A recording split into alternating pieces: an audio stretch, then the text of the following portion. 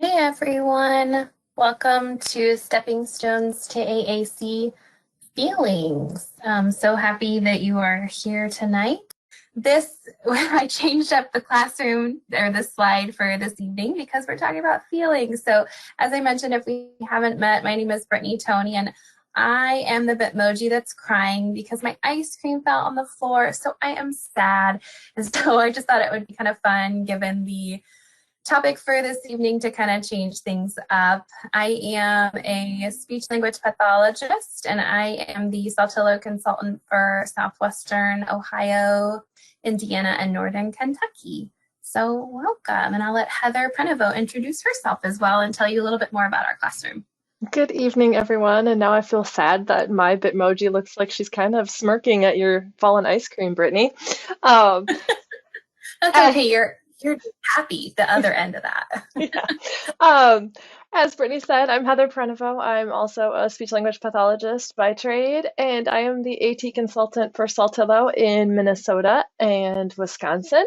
So I was kind of jealous when Brittany said it's gotten up to 60 in Ohio. We made it to 35 today, so I'm happy with that. And we're happy that you all are here to join us.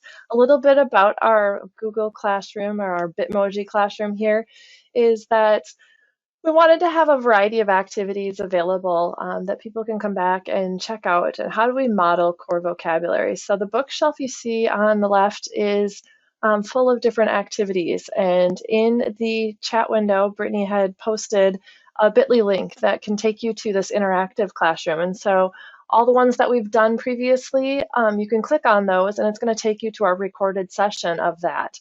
You can get the handouts there and watch those sessions. If it doesn't go anywhere, it means it's coming up. So there's still a few more left in our winter session. The poster in the background also takes you to a link on our Saltillo website where you're able to download the low-tech board that we use during our sessions. And if you click on the word go right behind Brittany there, that's going to take you to our Let's Teach core on the chat corner of our implementation website. So lots of great free resources for you to go check out after our class. Okay, so just a reminder that tonight we just really want to remember that AAC is a journey. So this is just reminding us that we need to sometimes start small if our AAC user isn't, is new to AAC or you are new to AAC. It's okay to start small. It's a journey, so we're gonna go through this journey together, and your Saltillo consultant or PRC consultant is always here to help you. So, okay. So what are we going to do this evening? So tonight we're going to identify core words and strategies to model during a game targeting feelings. So tonight I'll show you in a little bit and we'll talk about it, but that's what we're going to do this evening. And we're going to walk through this form together. So this is our first form that we have, our first handout, and at the top you'll see there's different steps, and we're going to go through all those steps together. So choosing our core words, planning a question and comment, and then how you will model those. And this is something that you can use tonight to write down some thoughts as we go through this together, and then for you to take with you to use in therapy or at home or give to colleagues, or if your SLP isn't here tonight, hey, I went to this great training, here's the form that we use that I thought was helpful. So just something for you to share as well. And this is the second one of our handouts. This one we call our Stepping Stones to AAC reference sheet. We'll go through each of these steps, like Brittany said, and talk about what to think about, why we want to do some of these things. But this reference sheet then just walks through those steps and kind of explains them again. So if you're like, oh, I used it, but I don't remember, why did we pick this word? Or what does it mean when they say plan a question? You can come back and refer to this and help walk you through. Or again, if you're taking this to hand off to colleagues or to hand to parents or your speech therapist or a teacher and say, hey, this is a strategy we could try, you'll be able to have this to take with you. So let's start with Candyland and of course feelings, because that's why we're really here, right? So this is a little bit out of the box in terms of how we're going to be talking about feelings. I chose Candyland, and there's a game. There's something I found on Teachers Pay Teachers that was free. It's a way that you can play Candyland and talk about feelings at the same time. And I used to use this clinically with a lot of the students I work with autism spectrum disorder, who typically have a hard time talking about their feelings. So I used it with my verbal students. I use this with my nonverbal students, because talking about feelings is so important, especially with AAC users. I feel like that's one area where sometimes we've not necessarily forget, but it's harder to talk about that when maybe they aren't as verbal or they aren't able to tell you how they're feeling. So this was just a fun way. Also, I thought of this activity because it is geared a little bit more towards the more competent AAC communicators. So maybe someone who's in a stage 4, 3, 4, 5 communicator in terms of AAC, how they're using AAC, maybe using a few more words, maybe some sentences, also maybe some older AAC users, so not just early communicators, but that's another reason why I chose this activity. And feeling words can also be used in a variety of situations to describe. So we can talk about, how we feel about something. So not only how we feel emotionally about something, but how something feels. So if we use the word feel, how does it feel emotionally, but also how does that feel in terms of, is it rough? Is it smooth? We can also talk about, she is sad, that girl over there is sad, he is sad, he is happy. How are they feeling? How are you feeling? There's lots of different ways. Feelings are a great way to start in terms of getting your AAC user to describe things. And there's just many different creative ways you can talk about feelings. That's kind of why I chose this. And it is a little bit out of the box, but I'm excited about it. So I'm excited. I hope you guys. Yeah. Okay, and then this is our low-tech board. It's part of your materials. You'll find that in your handouts. This is WordPower 60 Basic. It's based off of WordPower 60 Basic. It's a 96 location low-tech board. I love using a low-tech board when I model. There, especially this one, there's a lot of core words on there, and there's a lot of other words that maybe on a device you might have to find, you might have to navigate to a couple of different locations, because on WordPower 60 Basic, our feelings would be, I feel, it'll navigate to the feelings, it'll be in like the social pages or describe pages. So with this low tech board, they're right there on the home page. So I just really like that for this reason. So follow along with me when I am playing the video to see if you can find some core words that I'm using in the video to talk about feelings, and then we're going to walk through that form that we showed earlier together. All right, just let me know if you have trouble hearing this, and I will try to troubleshoot. Okay, Ashley and I are going to talk about how we feel while playing the game Candyland. Okay, so I have these directions here that's going to tell us what feeling we're going to talk about when we land on that color. So red is angry. You don't want to be angry. Yellow is happy. Blue is sad. And if you land on a pink one, like these little pink squares here, you can tell me about a special day. Right, so you go first. Okay. You put the cards here. And then tell us what color you got. I got red. Red. Okay, so go to red. And then red says, here, go to red. Tell about a time you felt angry. I was angry because sometimes Kenton just hits me. Oh, I get angry when people aren't nice to me too, when they're mean. Mm-hmm. Okay. I get mad because Sissy gets on my back. Okay. Well, Okay, next. Okay, next one. Oh, I got yellow. Let's see what yellow is. Yellow, tell me about a time you felt happy. I feel happy when I play games. I like to play games with you. That makes me happy. Okay. Your turn. Blue. Oh, wrong one. But you're right. Remember? You're red. Okay. The blue. Oh, tell me about a time you felt sad. You feel sad when Carmen and Robin beat the oh, when sometimes your friends call you names. That makes me feel sad too when people call me names. Okay. So disclaimer that was my daughter and my son in the background.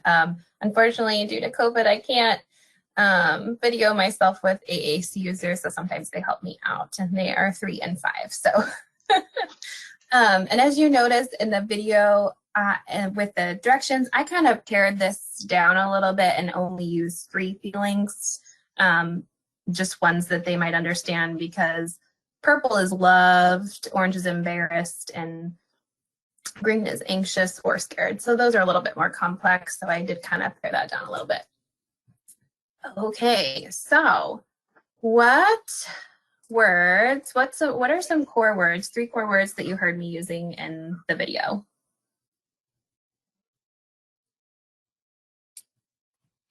I heard I. Mm-hmm. You guys can chat in the chat window. Any words you heard her using frequently? Feel, yep. Yeah. I'll put that one. And I always say if you are still learning what the core words are, what you might want to target, like Brittany mentioned earlier, looking at that low-tech board, most of those words on that board are going to be core words. So you can be on there. How, you, perfect. Yeah. Good. I like that. Good job. Slide. Advance. There it goes. Okay. Okay, so now we're gonna choose some open-ended questions that we can ask to encourage our AAC user to communicate. So we're gonna write these down on our form. And if you're not familiar, an open-ended question is one that cannot be answered with just a yes or no response. So, for example, which one of these questions is open-ended? When do you feel mad? Or do you get mad when someone hits you? So which one can have the most responses, not just yes or no? Perfect. When you get When mad. Or when do you feel mad? Yep. Yeah. Good. Yeah. So when do you feel mad? Endless responses. I might feel mad at a different, when something different happens than when Heather might feel mad. When she might feel mad at a different time. And as you can see, my kids' responses, they were both relatively about each other. But when you ask something like, do you get mad when someone hits you? The answer, you can only really answer yes or no. So when we're talking about, and when we're modeling and talking to our AAC users, it's important to use those open-ended questions to encourage that spontaneous communication. I like to also think of it as we don't know what they want to say or what they might want to answer that question with. And so using those open-ended questions, we give them that opportunity to find some of those things and tell us things. If we just gave them what we thought they wanted to say, and which is why we like core vocabulary, is we don't have to predict. We don't have to have what we think they want to say available. We can help guide them, but then they get to select. They get to answer the question. Exactly. So let's think of some open-ended questions, and just note, I already chose some of these core words, but all of your responses were perfect as well. You can really take this however. So I chose feel, sad, and happy are kind of like one. I looked them together. And then when. These are all words on our low-tech board. So what's a open-ended question that we can use for feel? We can use that example one. When do you feel mad? Yep. We could do how do you feel? Mhm. Anybody have other questions? Either have, and you can have feel in the question, or it can be the answer to your question as well. Yep. How do you feel now? I like that one. Like a follow-up after you've talked about how they feel. And, do you feel better? How do you feel now? Yeah. Great. How does she feel? Nice, yes. Good. Okay, what about for sad and happy? And you can interchange these. What's an open-ended question we could ask for sad or happy? And it's okay if we repeat some of our questions. Why is she sad? He sad? Perfect. Great. What makes you sad? What makes you happy? Yes. Good. Great. What about for when? What's an open-ended question we can use for when? And we can even use the one that we use for feel. When do you feel mad? It's sometimes good to repeat so they can see that, if you're modeling these questions, it's good for them to kind of see that repeat. I feel happy when. Yeah, that would be a great comment. Or they could respond, I feel happy when. Yep. How does it feel when? Mm-hmm. Okay, you guys are jumping ahead of me with these comments. So let me, we will put those, we'll do that when first. Okay, so comments. When you see your friends, how do you feel? Good. Oh, I like that one. Yes. When you something, how do you feel? Great. I love it. You guys got So it. comment. If your child is not yet responding to open-ended questions, you can model comments just like you guys showed us. So it's sometimes, if they're only saying one or two words, we might modeling those comments in response to your question is great. Or if they don't respond, and if you've paused for 10 or more seconds and they still haven't responded, this is a good time when you can model a comment. So we're going to write down a couple comments that you can model for your child that they could say in response to your question, and that's okay. So we can model that response for them, and that's okay. And then we can ask the question again to see if they answer. The thing to keep in mind is that we want to keep our comments at or just above their language level. And what we mean by that is no more than 2 to 3 words beyond how many they are currently saying. So if we have an AAC user who is using 4 words, for example, maybe we do a full sentence with 6 words.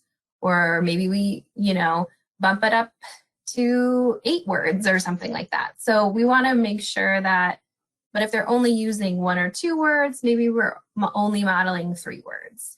Maybe we're only modeling 2 words if they're only using 1. So that's just something to keep in mind, just to not overwhelm them. Something else I wanted to bring up was, and it particularly when we talk about feelings, is something that I've heard of recently called responsive aided language input. So if you've heard of aided language input, aka modeling, responsive aided language input would be how you, as the communicator, looking at your AAC user while you're modeling or while you're talking to them and seeing, in this case, how they feel about something. So maybe you're watching a movie together, for example, and suddenly on their face, they look scared, or maybe they cover their face. This would be a great time for you to notice what they're doing and say something like, you look scared. Are you scared? How do you feel? So that would be an example of responsive aided language input. So kind of taking in the whole situation and kind of looking at your AAC users or talking to them and noting how they feel about something. So if they're playing and all of a sudden they start crying, you look sad. How do you feel? Or do you feel sad? What's wrong? Something like that would be responsive aided language input. So I just wanted to note that as well, because we hadn't talked about that before. Just something that, especially when we're talking about feelings, might be something good to try. Okay. It's always good with that too, making those connections. You mentioned earlier, Brittany, that sometimes it's hard to get them to understand feelings or know how to respond to those. And so making that connection verbally to them that, oh, I see you're crying. Crying, you know, when I'm sad, we cry. And so that way they can say, oh, I connected this with this for that responsive aided language input too. Exactly. So let's start with when, since y'all just are so great. Let me scroll back up here. Some comments for when would be when, oh, I lost it now. I feel happy when. Oh, I feel, yes, thank you. Happy when, or whatever. When you see blank, how do you feel? Yeah, how does it feel when? Those are great comments. Okay. What about a comment for sad or happy? You can even use I feel sad when. Kind of based off of what we were just discussing. You look happy. Your smile tells me you're happy.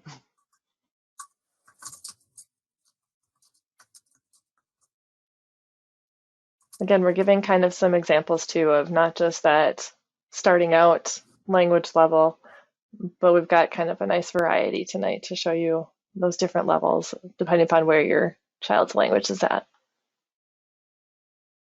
Mm-hmm. Any more for that? Okay, I'm gonna make sure we get to the next video. What about feel? What are some comments that we can use? And we can repeat this one, I feel happy when. What are some other comments we can use for feel? If we're at that lower language level, could just be feel happy. We're modeling that. Yep. Exactly. Feel good. No ice cream mad. Uh-huh. Feel mad. Feel mad. Yes. Love that. Or according to my Bitmoji, I feel happy when your ice cream falls. Yes.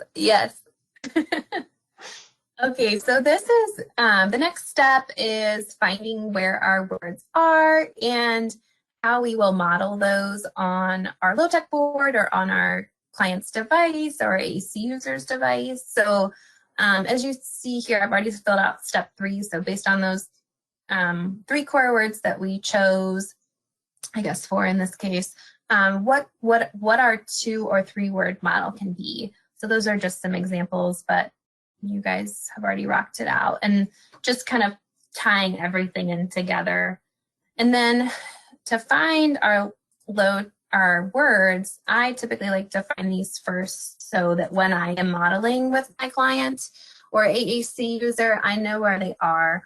And as you'll see in the video, I misplaced the word feel because I was kind of looking at it upside down. So if you have a so there was a lag time when I was modeling, but if you have like a Post-it note, sometimes that's a good way, or just like a dry erase marker around the word that you're modeling is a great way to remember where those words are.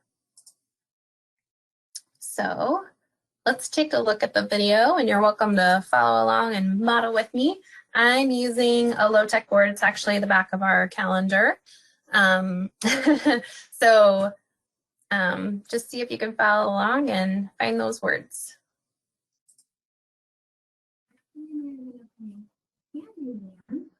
And talk about our feelings. We have this paper here that's going to show us what feeling we're going to talk about based on what color we land on. So we're only going to use red. I'm going to fast forward a bit. And it's happy. And then we're going to also talk about blue. What's a sad? Aw, okay. So your turn, you go first. I'm gonna pick red.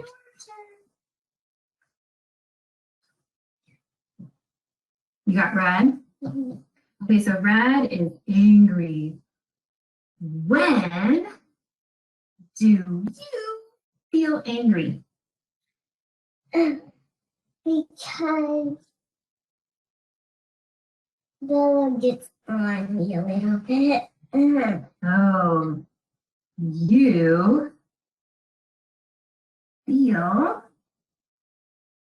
angry when Bella gets on you. Okay. All right, so go to red.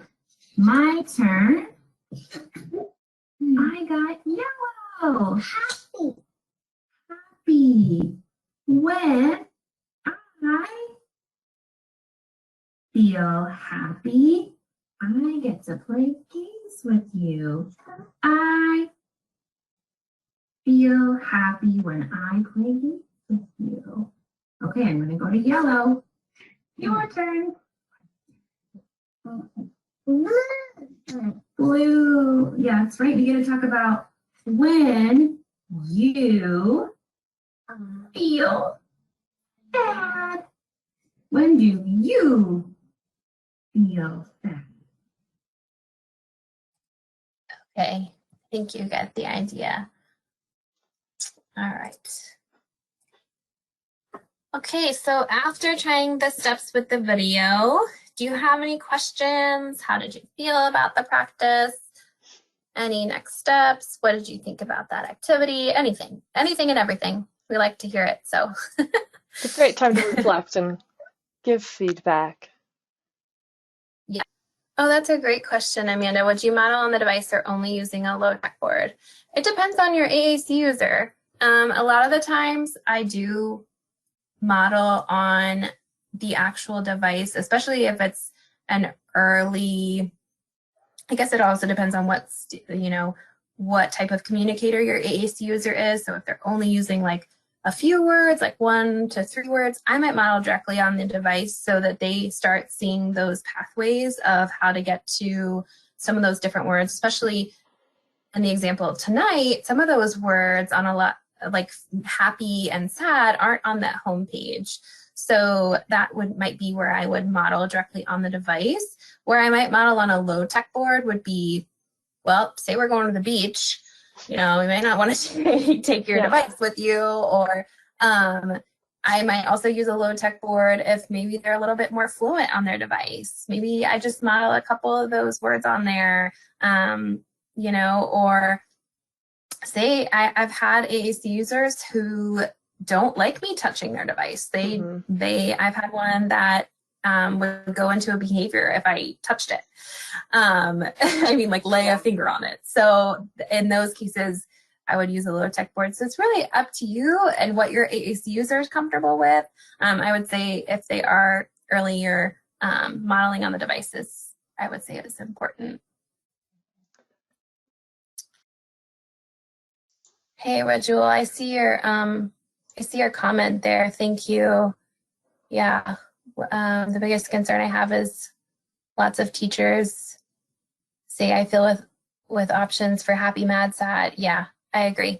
That happened to me a lot when I was working with the kiddos with autism, and yeah, I think it's really important that's why it's important to model those feelings and try to view how they're feeling, kind of that responsive aided language input. If you can tell why they're feeling that way, if you have an idea, it's just a great way to use that with modeling. Yep.